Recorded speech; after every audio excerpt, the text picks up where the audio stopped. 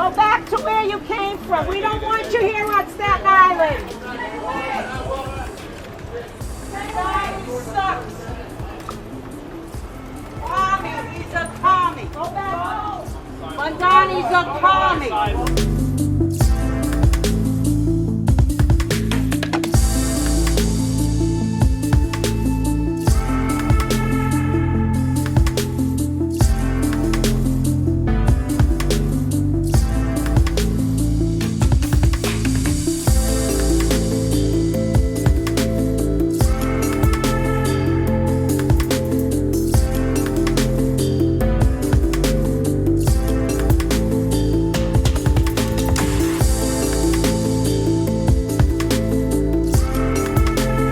Because he's not a Democrat.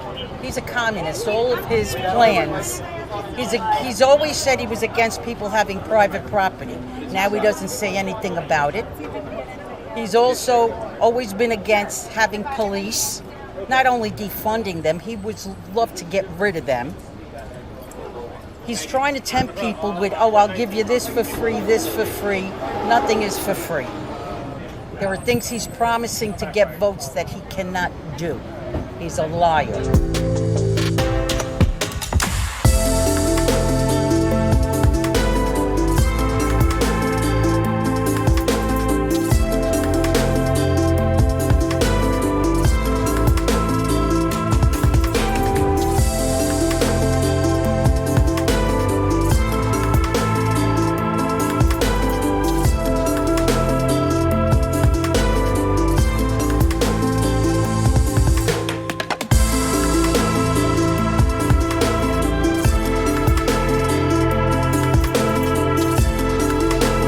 Wants to make everything free.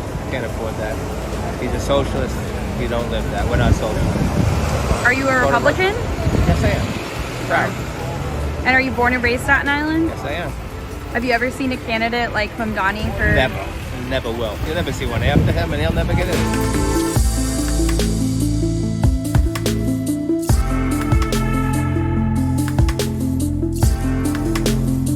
Coming to Staten Island, I kind of perked my ears and said, what?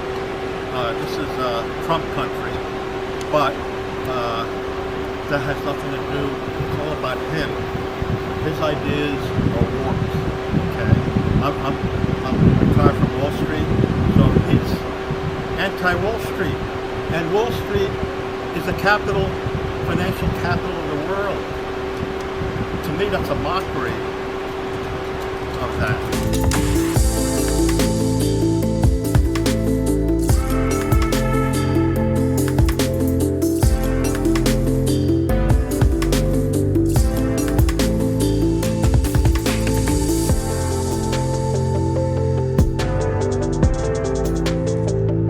Well, let's talk about Zohran Mamdani, another radical Democrat. And there are right now serious concerns around what would happen to New York City if he does become mayor. The ex-New York Police Department Commissioner, Ray Kelly, has warned that it would be a tragedy if voters elect Mamdani. And he's particularly worried that he'll gut the police department. This is what he said on radio. It's a tragedy of major proportions if Mamdani is elected mayor of the greatest city in the world. New York is the capital of capitalism. And to have someone who is so totally unqualified, and you know who says he's unqualified? The New York Times, believe it or not. There's 300,000 employees in New York City. This man has basically not had a job. So I'm very concerned. I'm concerned about the future of New York if he gets elected. He has a whole list of wacky things that he wants to do. My biggest concern is the police department and what he would do to the department. There's no question about it that he would have to reduce the size of the police department. But right now, it's reducing itself. People are leaving at the highest rate ever. And if you look at Zohran Mamdani's track record, he's previously called to defund the police. It's no wonder we're hearing serious warnings like this. No, it's not at all. And I think a tragedy is putting it lightly. I'll say to my peers who are in New York City, fellow Gen Z voters who think that socialism is just a TikTok trend, it's not. I was in New York City last week. It's a beautiful place with a lot of potential and can really be in a worse off position with this. And that's no secret to anybody. I mean, I just challenge my fellow Gen Z voters out there who are going to get off the sidelines and vote in this election, hopefully not for the socialist candidate who's actually, you know, it's really easy for Republicans to put labels on candidate socialist. He's like a proud socialist, which is a crazy concept. Find me one person who fled a socialist country and is wanting to come find another socialist country. I mean, people build rafts out of garbage to boat away from countries of socialism to come to America to get away from that. And we're going to be stupid enough to elect a guy who can sound good on TikTok to literally defeat our shining city on a hill, as Reagan put it. Gen Z has to understand the repercussions of this. This is not something to just test out and experiment in a lab and just see how socialism works. It's really easy for them to dangle these free things and emotions in front of our face, but Gen Z has to wake up. They have to go off the sidelines. They have to reject socialism.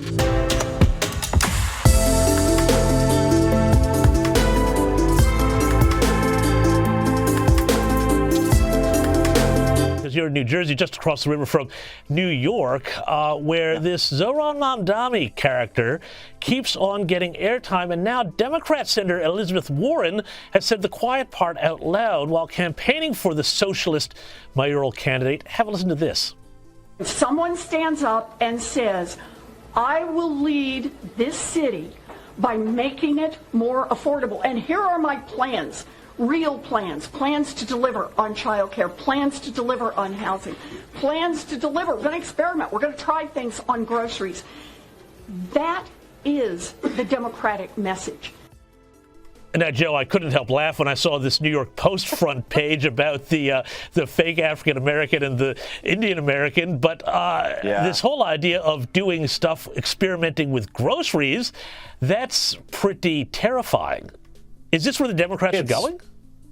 Yeah, apparently so. I mean, that's a campaign ad you just watched right there for any Republican, that if you embrace a candidate who is a communist, forget socialist, he's a communist, right? And he wants to basically bring grocery stores run by the government to New York City and thinks that's a good idea. Well, I don't know. I saw this movie in the Soviet Union, in Cuba, in Venezuela. It does not work. You cannot have the government controlling prices because, well, that's going to be a big problem based on what we saw in all of those countries. But he's going to be the next mayor of New York. I hate to say it. I used to live in New York City. But unless somebody drops out, whether it be Andrew Cuomo, whether it be Eric Adams, Curtis Sliwa, he right now is up by 20 points in terms of this race.